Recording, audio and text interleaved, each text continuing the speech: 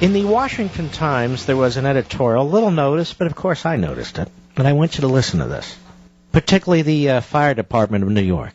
But this could be a fire department anywhere.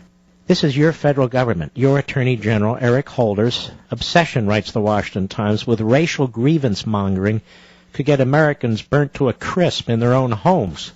That's because his Justice Department is trying to force the Fire Department of New York, FDNY, to hire flunkies who got 70% wrong on a basic fire-related multiple-choice open book test. The exam was used to screen applicants to the Fire Academy.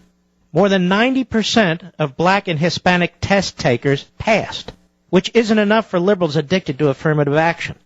At the Department of Justice is urging Federal District Judge Nicholas Garufis throughout the Fire Department's test results, blocking admittance to all successful blacks and Hispanics, and ordered a complicated process to admit more minorities. On February 28th, Thomas Perez, this jerk's name is always coming up. He's involved in the litigation with Arizona, too. He was an amnesty activist, a little-known amnesty activist in Maryland. Thomas E. Perez, Assistant Attorney General for the Civil Rights Division, submitted a proposed order for damages for rejected applicants who scored 25 or higher on the 85-question exam. New York's taxpayers would be forced to pay compensation to the flunkies to make up for years of seniority supposedly lost when the city chose not to hire them. These rejects also would receive seniority over firemen who've been working all the while.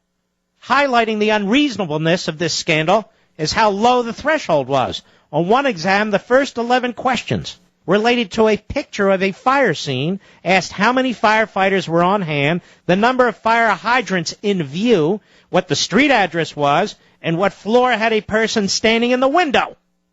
The Justice Department's race-based advocacy flies in the face of a high-profile 2009 case in which the Supreme Court ruled that a Connecticut locality could not discard results from an objective firefighter test merely because of a racially disparate passage rate.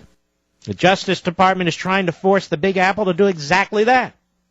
The FDNY is a justly proud organization which lost 343 heroic firemen, saving lives during the terrorist attacks on 9/11. By promoting race over ability, the Justice Department is undermining the Fire Department's ability to do its job, which puts lives in danger. Now remember, more than 90% of the black and Hispanic test takers passed, but that wasn't enough. So the test is now really irrelevant. We're in a numbers game. But don't worry, we have a post-racial president, a post-racial attorney general, who are trying to destroy the Fire Department of New York. Oh, but you don't live in New York. It's no big to you? Well, if you live in L.A. or San Fran, if you live in Chicago or Philadelphia or Houston or Dallas-Fort Worth, if you live in Atlanta or Detroit, Miami, Minneapolis, and on and on and on, oh, it matters to all of you. It matters to all of you. By the way, as I look at the U.S. Senate, what do I see in the U.S. Senate? Does the U.S. Senate have the same percentage of blacks as there are in the population at large? No. How about Latinos? No. Well. So the Fire Department of New York, and virtually every fire department across the nation, is much more representative of the population than the United States Senate. Go figure. But the United States Senate, of course, under Harry Reid, is very progressive, believes in civil rights. But the Fire Department of New York, which is much more representative of the community if we're going to count skin color and all the rest of it, is much more representative of the community, and yet there's something wrong with their test. Now, there's something wrong with Mr. Perez, Mr. Holder, and the rest of the left-wing kooks at the Justice Department. Justice is supposed to be blind. She's right there at the Justice Department. I know. I used to work there. I was chief of staff to an attorney general. Justice is supposed to be blind. But in this White House and in this Justice Department, not too blind.